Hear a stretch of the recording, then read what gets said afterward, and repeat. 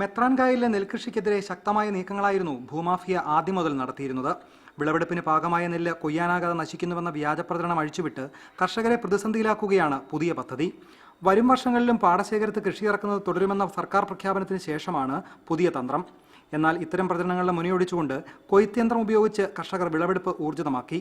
തടസ്സങ്ങളില്ലാതെ കൊയ്ത്തു പൂർത്തിയാക്കാനുള്ള ക്രമീകരണങ്ങൾ കൃഷിവകുപ്പാണ് ഏർപ്പെടുത്തിയിരിക്കുന്നത്. 4 കൊയ്ത്തുമതി യന്ത്രങ്ങൾ ഇതിനായി സജ്ജീകരിച്ചു. 8 വർഷം തരിച്ചു കിടന്ന പാടത്ത് ആദ്യമായാണ് യന്ത്രമിറക്കി കൊയ്യുന്നതെന്ന് സംസ്ഥാന അഗ്രികൾച്ചറൽ എഞ്ചിനീയർ MS സജു പറഞ്ഞു. വിളഞ്ഞ പാട് തന്നെ കൊയ്തെടുക്കുന്നതിനായിട്ട് കൃഷിവകുപ്പ് കൂടുതൽ യന്ത്രങ്ങൾ ഇവിടെ വിന്യസിക്കുന്നതാണ്. അത് കൃഷിവകുപ്പിൻ്റെ എത്ര യന്ത്രങ്ങളും ഇവിടെ കൊയ്തെടുക്കാനായിട്ട് വിന്യസിക്കുന്നതിന് സജ്ജമായിട്ടുമുണ്ട്. ഒരേക്കറിൽ 20 കിൻഡൽ നെല്ല് ലഭ്യമാകുമെന്നാണ് കണക്കുകൂട്ടൽ. മികച്ച രീതിയിൽ കൃഷി ചെയ്തവർ 25 മുതൽ 30 കിൻഡൽ വരെ വിളവ് പ്രതീക്ഷിക്കുന്നുണ്ട്.